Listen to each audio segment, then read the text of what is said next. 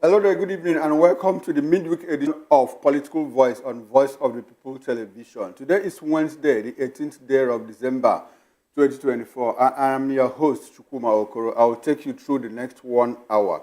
Now, there's a lot of trending stories in the political space in Nigeria, but we have two stories that we are tracking today. The first one is Kanu'S release won't end insecurity in the southeast. This is coming from Anambra State Governor Soludo. We also have Imo ex-federal lawmaker Obi, that's Pascal Obi anyway, dumps LP, that's Labour Party, and rejoins APC, the All Progressives Congress. Today, I'm delighted to be joined in the studio by Mr. Muyiwa Adeyemi. Mr. Muyiwa Adeyemi is a public affairs analyst. I'm also joined virtually by Mr. Isiaka Badamosi. Mr. Badamosi is a public affairs analyst, SDG advocate, and SDG advocate.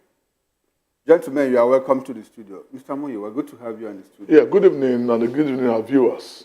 All right. Thanks for coming to the show. Thank you very much. All right, Mr. Badamosi, good evening. Okay, I'm expecting that Mr. Isiaka Badamosi will join us in the course of the program. Glad to have you, but before we get right into these stories, let's take a global overview of stories or trending stories or happenings around the world. And we are going to start with the bomb attack in Russia. Now, Russia detained suspect in General Kirilov's murder. Russian authorities say that they have detained an Uzbekistan national on suspicion of killing Lieutenant General Igor Kirillov in a Moscow bomb attack.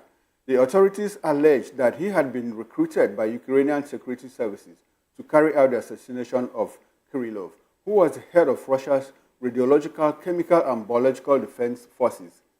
Now, in a telegram statement on Wednesday, the investigative committee in Moscow alleged that the detainee was promised $158,000 and safe passage to a European country if he helped plan the explosive device that killed General Kirillov. Now, Kirillov and his assistant were killed when the bomb planted on a scooter detonated near the entrance to an apartment building in Moscow on Tuesday. He is the first most senior Russian commander to be assassinated deep inside Russia since the Kremlin began its February 2022 invasion of Ukraine. The Uzbek citizen received the device on instructions from Ukrainian agents and placed it on the scooter, according to the investigative committee. It added that he also rented a car to install a video surveillance camera that was used by organizers of the attack to monitor the entrance to the building from the Ukrainian city of Dnipro and to detonate the device remotely. And now, away from that, we move over to the Syrian crisis, where the opposition forces have targeted key towns held by the terrorists. The Syrian National Army, SNA, of the opposition forces have planned an offensive against Ain al-Arab, also known as Kobani, following the collapse of Damascus-based Ba'athist regime. Located opposite the Turkish town of Sorok, the town is a stronghold of the terrorist group YPG, the Syrian wing of the PPK, which killed thousands over the past few decades in Turkey. Now, the SNA was quick to recapture the Tairifat and Mamji held by the terrorists as anti-regime forces were advancing towards Aleppo and eventually to Damascus last month. Operation Dawn of Freedom by SNA thwarted PKK/YPP plans to capture towns abandoned by forces loyal to the Assad regime. Now, Tairifat and Manjab are located on the west of the Euphrates River, while Ain al-Arab is located to the east of the river.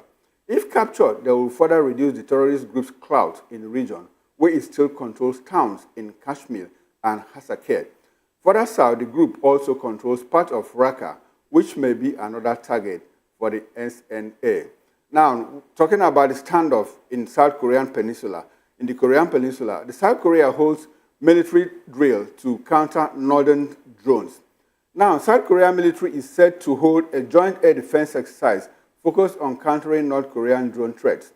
According to Seoul's Joint Chief of Staff, the goal is to swiftly mobilize defense assets to detect, identify, and intercept the infiltrating enemy drones. The drill, part of the military's quarterly air defense training, will assess the ability of various units to coordinate and effectively neutralize potential drone incursions.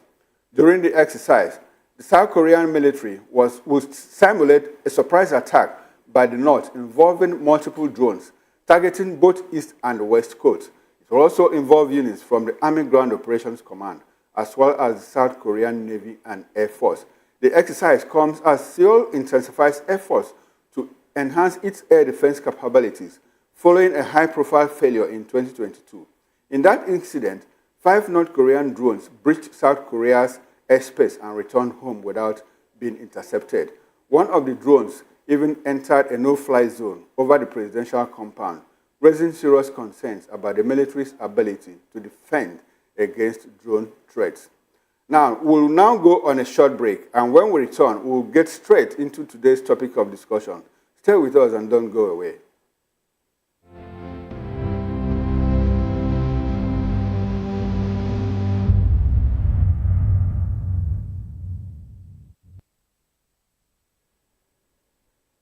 All right, glad to have you back. And if you are just joining us, this is POV, that is Political Voice on Voice of the People Television. Now, to the first major topic of discussion, Anambra State Governor, Professor Soludo, has stated that freeing Nnamdi Kanu, leader of the indigenous people of Biafra, will not resolve the worsening insecurity in the southeast region. Speaking during a press briefing at the Governor's Lodge in Amobia, Soludo argued that the original Biafran agitation had been hijacked by criminal elements exploiting Kanu's name to perpetrate organized crimes, including kidnapping and armed robbery. Soludo stressed that the insecurity in the region has grown beyond Kanu's influence, as many criminals no longer heed his directives. While acknowledging IPOB's repeated disassociation from the violent groups, he said the current wave of crime has nothing to do with any joining liberation movement. Now, the governor further revealed that over 99% of criminals arrested in Anambra in the past 2 years were Igbo, with a significant number being non-indigenous of the state. Oh, well, I had announced the presence of Mr. Muyiwa Adeyemi, who is a political analyst in the studio. Mr. Muyiwa, good to have you on the show. Yeah, good evening once again. Okay, I'm also informed that Mr. Isiaka Badamosi, the virtual guest, has joined us. Good evening, Mr. Badamosi. Good evening, Joguma. Thank you for having me. How are you doing? So good to have you. Very well. So good to have you on this show. And thanks for coming. Now, let me even start with you. The issue of the insecurity in the southeast is on the front burner again. We have the governor of Anambra State, Soludo, say that, look, freeing Nnamdi Kanu will not necessarily thaw the tension. It's not going to bring about the end of the insecurity in the southeast because, according to him, criminal elements have hijacked the agitation, the liberation movement. Now, a lot of people had also said this thing before. Do you agree with Soludo? And is that even the reason why Nnamdi Kanu has not been released by the federal government? What's your take on Soludo's assertion? Okay, thank you very much, Chukuma. You see, the thing is this. I think it's a good thing we have somebody who is coming out, and in the person of a governor of a state, coming out to say it as it is. Some of us have been saying it for quite some time now, but most people are not paying attention, or maybe they are being sentimental about the situation. Releasing Nnamdi Kanu would not significantly change the dynamics of what is on ground right now. Just like the governor said, the whole agitation has been hijacked by criminal elements, and they are operating and they're having a field day. And for them to relinquish or to forgo all of this this crime they've been into all the while will be a very difficult challenge. Even though I think his release might ignite one or two maybe reconciliatory moves, but in terms of solving what we call the insecurity situation and then the criminal element, I don't think it will be the case. Because besides even the criminal element, you have people even within the political circle who are benefiting from the incarceration of Nnamdi Kanu.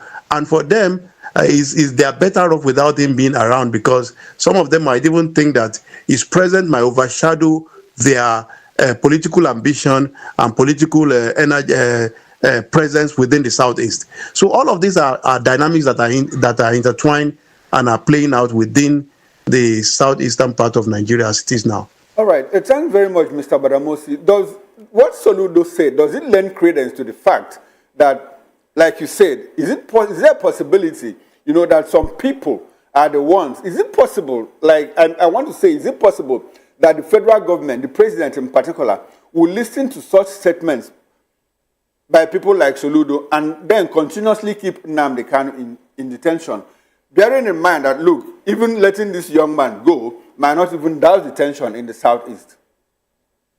You see, the president of the Federal Republic of Nigeria might not have the kind of power we are arrogating to him, in the sense that there are judicial processes that are ongoing right now, and those judicial processes has to be determined within the courts.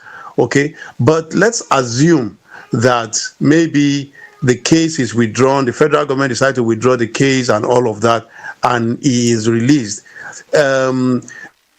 The president will be looking out for a kind of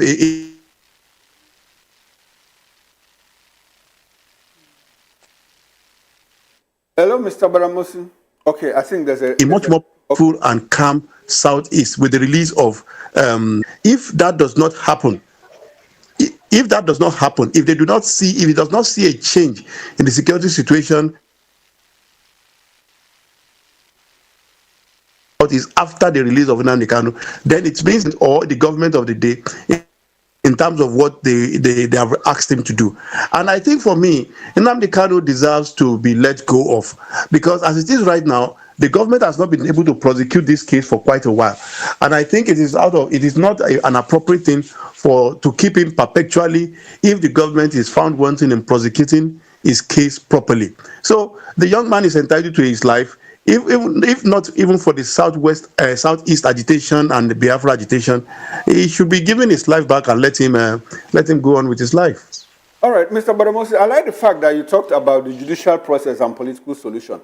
It's a bit curious that you say that, look, the president doesn't have the kind of power that we arrogate to him, talking about releasing Nnamdi Kanu by fiat. We have, how many months, 2 months ago, I mean, we saw the president order the Attorney General of the Federation to let go people who were charged with treasonable felony. We have also seen it happen in the case of the Miala president. You know, the president of the Miala cattle herders. The president, by fiat, said, let this person go. It happened in the case of Sunday Igboho. It happened in the case of Omoyele Sowore. So why is it a big difficult for the same president, the same government, to do the same thing for Nnamdi Kanu? Does it look like some form of political persecution, not just for the person of Nnamdi Kanu, but for the Southeast? You see, when you say we've seen it in these cases you've mentioned, there were judicial processes that such cases went through. If you talk about judicial processes, a court of competent jurisdiction also asked the federal government, let this young man go. He doesn't have any case to answer. The federal government turned around to prefer more charges against him. What does it look like?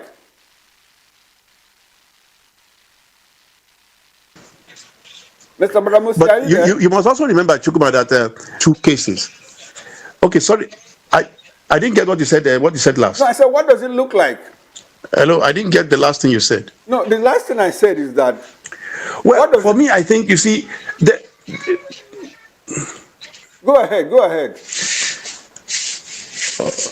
Okay, you see, what I'm saying is that the issue that has to do with Nnamdi Kanu is fairly a peculiar issue.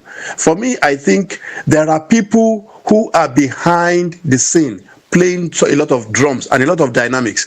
I told you earlier that there are elements within the Southwest, criminal elements that have hijacked the movement. I told you also that there are political actors within the Southwest who does not want this young man to be released.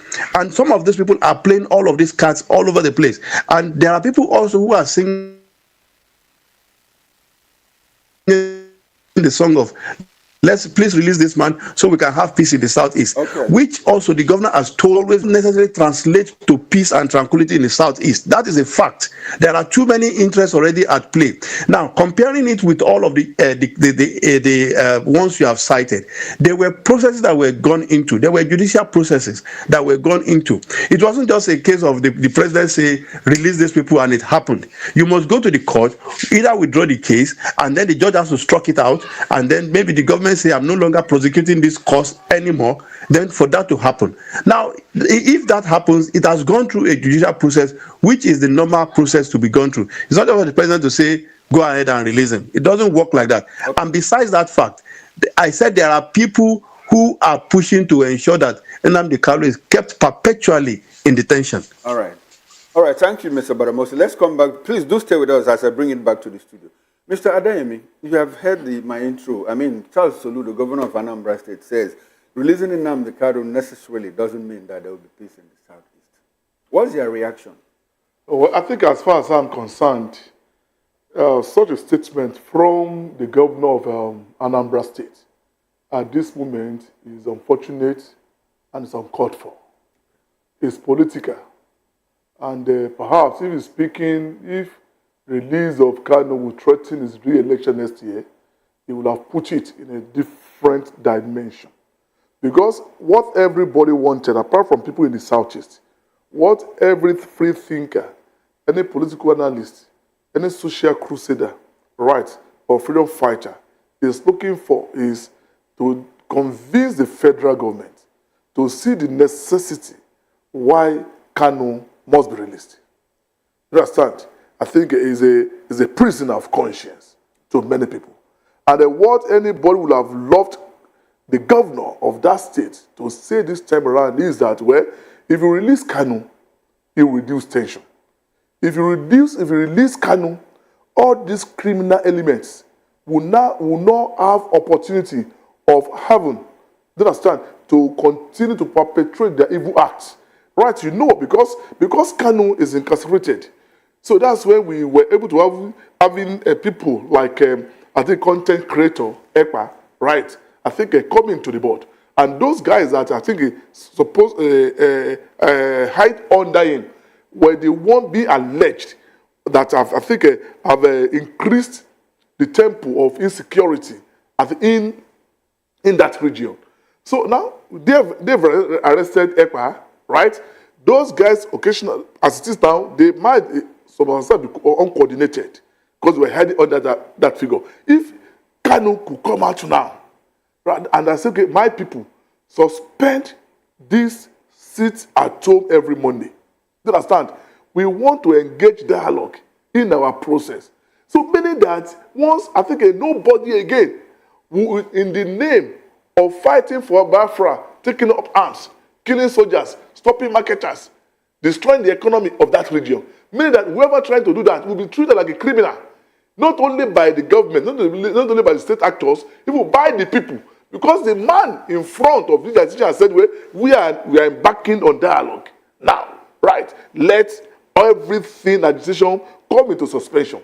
We want to dialogue, which he has been saying while in prison now. Right? So, but for the governor to come out to say, even if you release him, right, at least the insecurity will continue, then why would the federal government or Tinubu government will now see the necessity to release him? Exactly my point. If we have a state governor who has identified that, election is coming. We are discussing politics here, right? Yes. Election is coming. And each politician will now begin to see issues. You understand? We don't know if Soludo has appointed Kanu in several ways. And I'll be afraid that release this man now, he will control, or may have the control on the voters, that whatever he wanted the vote to swing, right, might go that way. But I think I'm not expecting any Mr. Day, governor I'll come to that now. I'll come to that point shortly. Now, my concern is if we have a governor coming out to say, look, the liberation movement has been hijacked by criminal elements. Now, what does it speak? Does it speak to the complicity of the state? If the state, with all its power, enormous power, information, cannot use intelligence to fish out these perpetrators, and the governor comes out to tell us that, look, this thing has been hijacked. You know what? I think I'm not disputing that one with him. Right. Let's have a clear cut. No, my question right. is, does it look like the government, is complicit? No. The government will not be complicit. You understand? I'm saying that, when we had crisis, you understand, the leadership, you understand, the command structure of IPOP, I think has been fractionalized. Right. ECPA claiming to be in charge until his arrest, and a lot of group were in support of Kanu. You understand? So we are getting counter orders, right? While a group drumming peace, right? Some were being confrontational. And with some kind of reports we have been able to gather or get from that axis, a lot of people that have been arrested for committing crime belong to the other group, supposedly being led by ECPA, right? And everyone was saying that it has been hijacked. Because if Kanu was saying that, okay, suspend this Monday sit at home, and some group is still saying, you must continue to have it. Who is that in control? Mr. Adeyemi, I understand your And point. Look at my question. okay, My question is this. The governor, who is the chief security officer of the state, has identified that, look, IPOB might not be involved in the killings, in the insecurity, clearly because the agitation has been hijacked by criminal elements. And now I am asking, with all the powers, security vote, military, intelligence, DSS, the state government is not able to get to the root of the insecurity and take it out. Does it look like either the state or the federal government is complicit, is involved in the insecurity in the southeast? no, I think that would be a very serious allegation. Okay. Right, and that, Because the governor has information. I'm going, no, like saying now that, well, because we have this Ukarawa matter in the northeast, or you have Boko Haram in the northwest, right? Yeah. You have a Boko Haram crisis in the northeast. You understand? Which has been taking almost 3 governments now to resolve, right? Starting from Jonathan to Yaradua, coming to Buhari now. So can we say that they were complicit in resolving Boko Haram completely? Do you understand what I'm saying? We are not saying that maybe you don't have 1 or 2 bad eggs in the security, but to say government is complicit in such, I think it will be a very weighty allegation that will be very difficult for anybody to prove. But by and large, we know that certain criminals, you understand? Because criminals, are they in government? Do you think that they are in government? No, because we have also, if you talk about Boko Haram, we have also seen our military, ambushed by Boko Haram. I'm coming. There's no. We have enough evidence, right? I think even before the military that Boko Haram, I think, has been able to hijack certain. I think the structure. Maybe recall that former President Goodluck Jonathan said that we have Boko Haram members in my government. He said so. Nobody's visited that one. But that does not mean that government is complicit. Okay. No, it's not the same thing, right? If we have 1 or 2 people that are sold out, right? If we have some more people, 1 or 2 people, they're criminals. So if we have, let's say, in the police force now, right? We have 1 or 2 people who understand that we're compromised. We now say the entire structure has been compromised, right? So I think we are going to convince the kind of a fallacy of composition, which is wrong. Do you understand? But what I'm saying is that it's true with a lot of people they have been arrested. Do you understand? To say some criminal elements have hijacked that movement. Do you understand? But if they have been hijacked, release Kanu. Do you understand? Kanu knows those who are genuinely working with him, right? Kanu knows his structure. Is there a possibility that this government will release Nnamdi Kanu? You know what? This is a political matter. Okay. Right? I think when is it political or judicial? It's a political matter. Okay. We are discussing politics here, right? And let's be sincere with ourselves. If Attorney General of Federation, I think, let's say, issued non-prosecution tomorrow, what happens? Right? Okay, now is it okay? Sunday Igboho was chased to Benin Republic, right? But it was released in Benin Republic through a court process. But the Nigerian government was looking for him there before he ran away. Do you understand? He wanted to fly to Italy. Do you understand? Now, Sunday Igboho came back to Nigeria as the federal government or police revisited the allegation against him. That's the question. So Sunday Igboho is moving freely. When the guy was chased out of his house in Ibadan, I went there, I saw. There was a real tug of war between him and the police. The police almost leveled the house, the whole building rebuilt with bullets like a war. I was there that morning to go and see things for myself, right? And the guy escaped, ran to Benin Republic. In the Republic, he was a pipe-fly when he was arrested. He was tried to court in the Republic. The Nigerian government, I think the police declared him wanted here. We were searching for him. But now, his guy back to Nigeria. As Nigerian police revisited, I think, the allegations against him, as if he's trying to court, as if he arrested. So it's a political matter. That's what I'm saying. It's a political matter. Okay. And once a political matter like of this nature is best resolved in political way, and that's why we expect a governor like Soludo. He's a professor and he's a governor, right? Do you understand? And we expect him to lead in the conversation. Yes. Do you understand? You know, in the negotiation, at least to talk to Kanu. This is our son. Hand him over to us. Okay, quick one. Does it look like you've not landed on the thought of the possibility of releasing this administration, releasing Nnamdi Kanu? Is there a possibility? I'm coming. When I say something is political, Yes. and I stand on it. Okay. Do you understand? And if the political actors in the northeast, in the southeast, do you understand, can get, I think, some of their collaborators across the country to convince President Tinubu tomorrow, do you understand, that give us Kanu, I think he will not cause trouble again. Even if we want to retain the legislation, he will remain peaceful with it. All right. Let's bring He will release it. Okay, let's bring in Mr. Badamosi into this conversation once again. Mr. Badamosi, I would like to ask you, let's take away what Soludo had said, Governor of Anambra. Let's take him out of the equation. Now, do you think that if Nnamdi Kanu is released and the underlying issues that led to the agitation in the first place, those issues are not resolved, do you think that it will bring peace in the Southeast?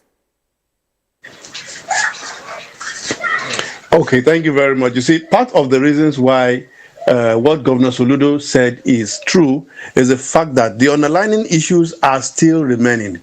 What are these underlying issues? You have issues of the belief of the majority of Southeasterners that the agitation for Biafra Republic is a legitimate one. And to be very sincere with you, every human being has a right to self-determination. So, and there's nothing wrong with that. We must have a situation whereby, or a process whereby the average Southeasterner is convinced to be part of the Nigerian state. The very instance we don't have that achieved, then we are going to have a problem. I want to maybe also mention something with regards to the issue of Sunday Igboho you mentioned earlier. You see, Sunday Igboho started something he couldn't complete. And at the point in time when he was chased out of the country, and maybe when he ran out of the country and was being prosecuted in Benin Republic, he eventually left that place and came back to Nigeria. But you see, the difference between Sunday Igboho and Nnamdi Kanu is that there are people that have a leash on Sunday Igboho, and they can always kind of round him up. They can always rake him in, but that is not the same thing with Nnamdi Kanu, because if you look at the first time when he was released, put in house arrest in his house, we had a sitting House of Rep member who was then the guarantor until when his life was threatened, and he decided to leave the country and he left. So all of these are things that makes the whole thing very shaky. There are a lot of things that needs to be done to ensure that the people of the Southeast believe more in Nigeria, or are convinced more to be part of the Nigerian state, than for us to be looking at, okay, today Nnamdi Kanu is the issue. Tomorrow somebody will rise. We have had Samuel Ekpa. We have Imam Powerful. Do you think that Sunday Igboho is under a leash? I mean, this is a young man who took his campaign to UK, asking the UK Prime Minister to support the exit of the Yoruba nation from Nigeria. How much of a leash does he have? Of course, the leash that he has for now is the fact that he cannot come around and start running the kind of rings he was running when during the Buhari regime, when he had people mobilized with arms to move all over the place. No. I am sure that people must have called him to order and insisted that, look, if you want to go for this agitation, you can go in a civil way, prosecute your cases, go to wherever you want to go, whether United Nations or wherever, prosecute your case. But then don't threaten the peace and security of the Nigerian state and the Nigerian people. Let me ask you this one question before we move on. Now, do you think that the leash is coming? I mean, there's more like a tour in his agitation. Is it because that a president is coming from, the president in power is from the Southwest? Does it have anything to do with that? No. We had a president who was okay. The leash on Sunday Igboho, you mean? Yes. Well, yes, there might be that such an influence because I will tell you, the Yorubas generally they have a way of raking in people who want to start to make trouble, and they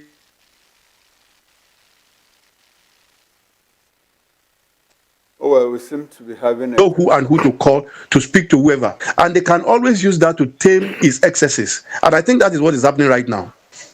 All right, thanks very much, Mr. Badamosi. Mr. Adeyemi, a quick one Yeah. before we leave. I would like to have your reaction on that the same question I asked him. Okay. Do you think that even if Nnamdi Kanu is released, you know, if you don't address the underlying issues of marginalization, which in the first place led to this agitation, do you think that there will be peace in the Southeast? Well, I think it depends on the actors, right? Yes, it's not only in the Southeast we talk about marginalization. Okay. Everybody will tell you that in Nigeria. I think Nigeria, is a composition of several nations. And you see agitation everywhere, here and there, but the reaction are just different. You understand? But if, I think they are approaching the matter now, you understand? I mean, Kanu, using a lot of dialogue, discussion, you understand? I think pressure on the government, maybe some issues, I think will be addressed. Nothing is possible. What is happening there is happened, I think, with the South. You understand? South made this country ungovernable. Even when Obasanjo was there, got a stake that Nigeria almost could not top of 1,000 barrels of oil. Exactly the point. And their concerns were addressed. Yes, and I think they addressed it through dialogue. Okay.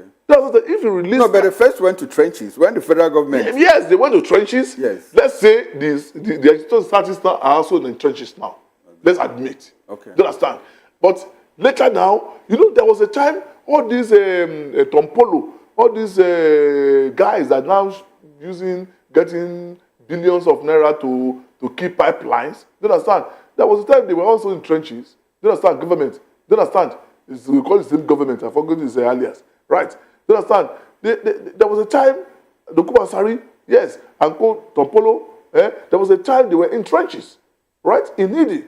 I went to see Asari in Tombia. Okay. You know, when it was declared wanted. You know what I'm saying? But the point I'm trying to make is that immediately government of Yar'Adua came in, initiated a genuine process of addressing their grievances, and everything simmered. So what I'm saying is that there were issues on the table. Exactly. That's the question. So if these issues on the table, you understand? And this man is saying, no, for this, and this, Nigerian government is unfair to this region. You understand? What stops a serious government? Right from, okay, yeah, let's sit down. And we are political actors. You understand? Let's address this matter. It's not, I'm coming. It's not, I'm coming. Sorry, it's not everything they are demanding for are genuine, are true. But there are some that are true. Now, my question is, do you see a possibility that the means to, or the quest to address these concerns will happen? If a statement like this Soludo is coming from one or two governors, it will be difficult. Okay. That's the truth. If a statement, as Soludo made it, if you are getting from does it look like some people from the Southeast are behind the continued detention of Nnamdi? Are you in doubt? Are you in this kind of statement? Sorry, are you in doubt of that at this moment? No, I don't see. I'm coming. I don't see any political analyst. To what end? That I'm coming. What are you saying? You know what? Everybody wants to win this election. I bet Nnamdi Kanu is not from Anambra State. Yeah, what are you saying? He's not going to contest the governorship of Anambra State. I'm coming. Where is it at home? Do you understand? Where is he having effect most? The decision. Where in the 5 states in the Southeast? Where is he having effect most? Tell me. Is it Anambra? Onitsha exists. Even when states like Imo, like Enugu, were not forcefully, or most of these things were not being implemented. But Anambra is 100% ever since. How much compliance are they getting from Ebonyi? How much compliance are they getting from Enugu? Okay. But Mr. Adeyemi, it's an ongoing conversation. I mean, maybe we'll have to go back to it another day because we need to move on to the second topic. Okay. which is the defection of Pascal Obi from the Labour Party to the APC. Now, a member of the House of Representatives, Pascal Obi, who represented Idaho North and South Federal Constituency, has dumped the Labour Party for the All Progressives Congress, APC. He was welcomed back to the APC fold by the state party expanded executives led by MacDonald Ebere, having officially formalized his membership in the ward and local government levels. Making his speech, Obi said that he was encouraged to rejoin APC because of what he described as massive infrastructural development efforts of Hope Uzodinma, that's the governor of Imo State. He equally thanked the state party leadership, led by Ebere, for its excellent leadership, which according to him culminated to wonderful performances of the party at the grassroots as observed during the last local government elections. Now, the former lawmaker assured the executive members of the party of his continuous support and loyalty to the party. In his response, state party chairman of the APC thanked him for deeming it necessary to return to the APC. Many political stakeholders from Idaho South accompanied Obi to the event. Now, let me come to you again, Mr. Ian. We have witnessed a gale of defections from the Labour Party to the APC. What does that tell? Well, the truth must be told about Labour Party. And to understand this, let's put it in perspective. Before Peter Obi joined Labour Party is being described in political circle as a special purpose vehicle, SPV. And because it's SPV, the people in charge of that party, I think I can say this without fear of contradiction, right? We have many instances, right? Is that after you might have, maybe you held a primary in your party, you've lost, looking for a platform, you go to them, they understand, negotiate. So if the bidding is right, they give you ticket. And then before you go to that gate, if another person comes with higher stake, you understand, they snatch it from you and give it to another person. That was the position of LP in Nigeria. But when Peter Obi came, the intention of making it a real party, right, of not being SPV again. And to those guys, the bidding for the ticket got higher because Obi came with a cloud. So not making it a brand. So where they are collecting 25 million, 50 million before, short astronomically. And they use that platform, that weak structure to conduct that election. And after election, it was obvious to Obi and co that they must change the structure of this and make the real party. Okay. And then with that one, they wanted to conduct a congress at a convention to allow more people to join the party. So when more people join the party from the grassroots, you have a semblance of what we call a party. But the powers that be, the principalities, they don't allow it to happen because they know people at the grassroots. And they know that they have obedience everywhere at the grassroots. Right. They will hijack the part of the structure. So it's not allowed to happen. That's why they held that kangaroo convention in Anambra. Okay. Instead of Abia. Do you understand? And it's in reaction to it that Obi and co and the governor, right, Oti, held the stakeholders meeting in Abia. Do you understand? But unfortunately, the court ruled against them. The point we are making is this. Up till now, the efforts to make Labour Party a real party that can win election is no longer there. Okay, looks like we are going back to the pre-Obi era. Yes. Okay, let's bring in Mr. Abadamosi into this conversation. Mr. Isiaq Abadamosi, can you help us understand what is happening in the LP, in the Labour Party? Okay, thank you very much. I think my co-panelist has mentioned part of it. What is obvious to us, and some of these things, some of people like myself, we've said it before now, that the Labour Party was never a party that had a structure, that had the structure with which to run and win an election proper. When you want to run an election in Nigeria, you must have a presence in virtually every part of the country, and you must also have people who have clout, who have control, who have the political sagacity to be able to push some of this narrative through. Most of the people who came into a Labour Party during the time when Obi came in are people who wanted to ride on the cloud, who wanted to ride on the wave of the obedient movement then. There are two things. There is the Labour Party and there is the obedient movement. The obedient movement is not the same thing with the Labour Party. They are two different things. And the very instance the presidential election was over, the obedient movement virtually break off from the Labour Party, and the Labour Party came back to what it used to be. So, and for you to create a party that is really functional, and all of those who came into the Labour Party to secure ticket because they couldn't get a ticket in PDP and APC, are now going back to their bases, and that is these are the true colors of politicians. Because for them to still remain in Labour Party, it means they are in opposition, and if they don't go back to the roots, they will not have what they will not feel at home, and they will not be so welcomed, because they will keep seeing them as opposition. And that is why you are seeing what is playing out now.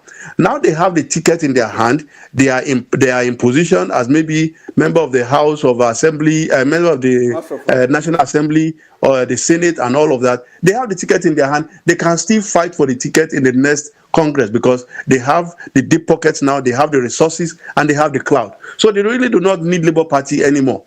And so if Labour Party is going to really function properly, it must open its gates. It must speak to Nigerians, the language Nigerians understand, then get more people to participate in the process. But Amosi, let me ask you, if you had a crystal ball, could you look into 2027 and tell us whether Peter Obi is going to contest on the platform of the LP, considering that he is also holding meetings with people like Atiku Abubakar, Rabiu Musa Kwankwaso, Nasir El-Rufai, Bukola Saraki, and all of those people?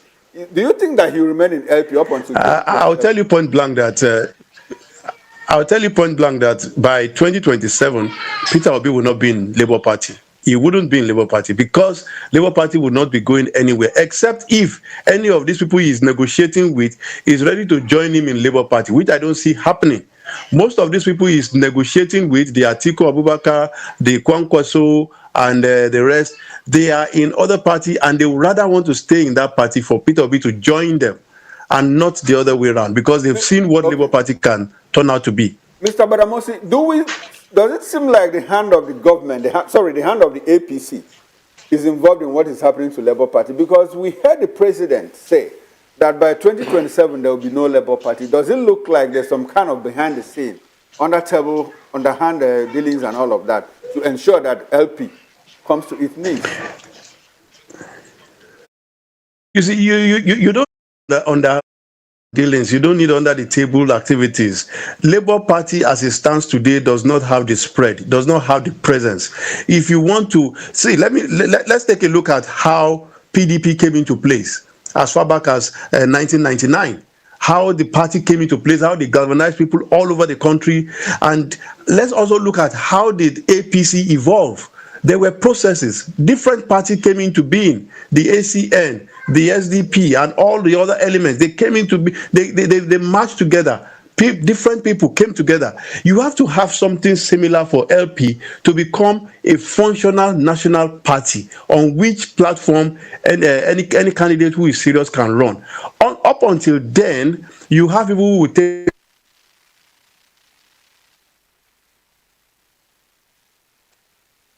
Okay, there seems to be a glitch there. Mr. Muyiwa, let me come back to you. Take advantage of whatever wave or whatever cloud or wave they could run, and then dump it and move on. We have seen people done that. We have seen it in the case of the governor of Ondo, former governor of Ondo State, when he couldn't get the PDP ticket. He had to use the Labour Party, and he won in the state. And after that, he went back to the PDP. So this is what the Labour Party has been used for over time. We have also seen it in the case of the SDP, Social Democratic Party. So these are trends. If you want to be a national party, you must spread out your tentacle, you must open up and let people come in and then sell your ideologies to Nigerians, and for them to buy into what it is that they believe that you can do. All right, thanks very much, Mr. Badamosi. Please do stay with us. I'll come back to you for your final thoughts. Now, Mr. Adeyemi, let's move away a bit from the Labour Party. And let's talk about Jonathan. Let's talk about Obasanjo. You know, a lot of people have been going to meet Obasanjo and asked him, Lukman Salihu, the APC, former APC chieftain from the Northwest, wrote a letter to Obasanjo and said, look, Baba, you can't sit around and watch Nigeria, go in this manner, in tatters. Is it not possible that you, Gowon, Abdulsalami, Jonathan, and all of those other former presidents put hands together and rescue this country? And people are also calling on Jonathan, to come over to PDP or even to APC and take a shot at the presidency in 2027. Do you see a possibility of Jonathan stepping into the fray again? Well, Jonathan is a politician and still remain a politician. So what I mean by that is I think you cannot overrule anything. Well, I think he believes it's all to have another term before he was kicked out of office. So the chances of coming or not coming depends on him. But in the group of former head of states you mentioned, please delete Gowon from it, right?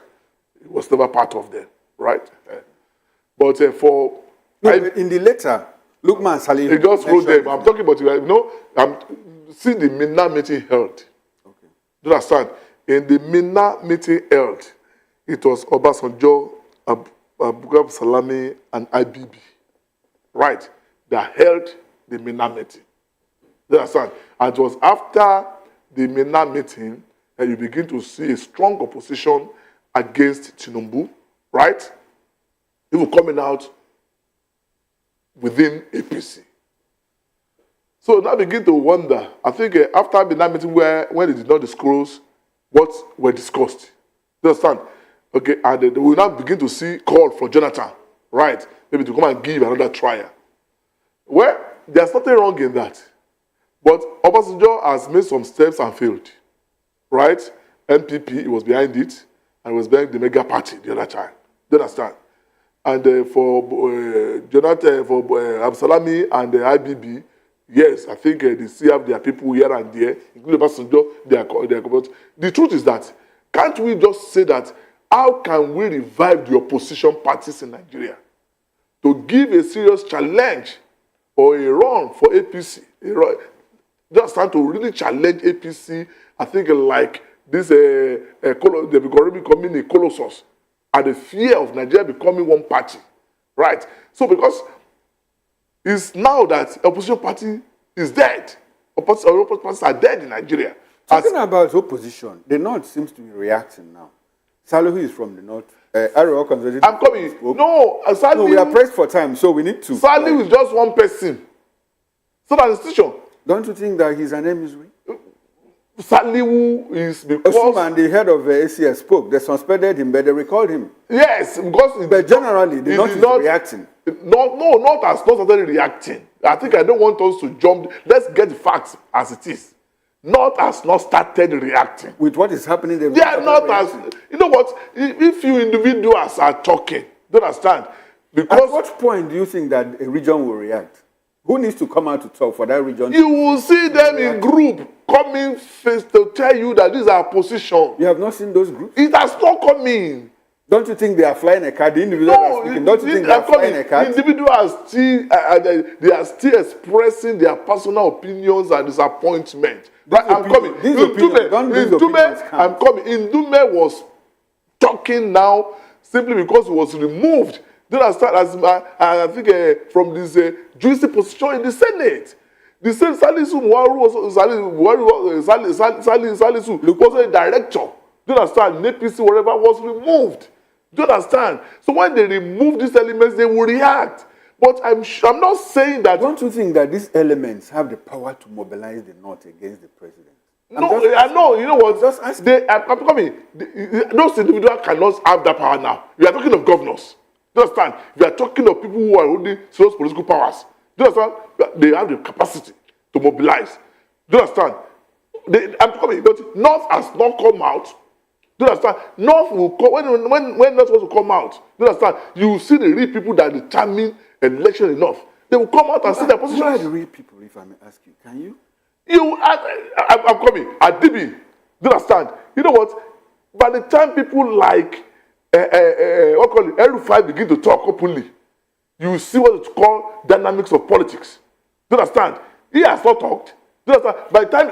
By the time you begin to see the real powers, do you understand that determines northern position? Okay. Begin to talk. Okay, we are desperately running out of time. Pressed for time. Please, can we have your concluding thoughts, your final thoughts? Yeah, my concluding thought on this is that, well, democracy in Nigeria is being threatened simply because the oppositions are getting weak and weaker.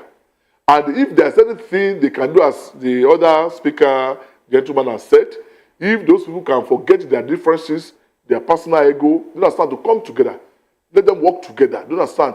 In Nigeria, we are trying to see a multiplicity of parties. Do you understand? They are thinking the ruling party will continue to see have its day.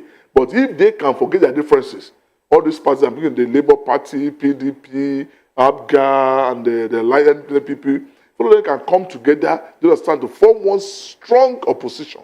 Do you understand? I think they are going to give a formidable challenge to APC, which we need. Okay. We need it in this country. All right. Thank you very much, Mr. Adeyemi. Thank you. Mr. Badamosi, please, can we have your final thoughts, your concluding thoughts on the topics that we talked about this evening? Okay. Well, my concluding thoughts, well, let me say first, the issue of Nnamdi Kanu, I think the federal government should weigh the option and just look at if it's not about whether his release will give peace to the southeast. That is the real issue. I think the real issue is that the young man needs to be given his freedom and let him go. And then also, if it's going to be useful in the process of resolving some of these issues, these insecurity issues, he should also be involved in that process. Talking about Labour Party and the opposition parties in the country really have a lot to learn from the APC and its formation. They need to go and look at that template. They need to study. They need to understand it. They need to set aside their greed and personal interest. They need to work together. Other than that, the APC is in power, and they will not relinquish this power for God knows how long to come. All right, thank you very much, Mr. Isiaka Badamosi. Oh, well, that's how far we can go on Political Voice this evening. I've been speaking with two gentlemen, Mr. Isiaka Badamosi, who joined us virtually. He's a political analyst and SDG expert. We also had Mr. Muyiwa Adeyemi, who is the political editor of the Guardian newspaper, as well as a political analyst. Gentlemen, thanks for coming on the show. Now, this show, Political Voice, returns tomorrow, same time, 6 o'clock. Please endeavor to be part of this program. Now, you can also be part of it by going to our YouTube page. We are at VOP TV Live. To subscribe, click on the subscribe button. On other social media platforms, we are at VOP TV Live. You can also follow us on our website, where you will get all the interesting and trending stories. You can visit us at www.vop.ng. I have been your host, Chukuma Okoro. Enjoy the rest of your evening, and thanks for coming to the show.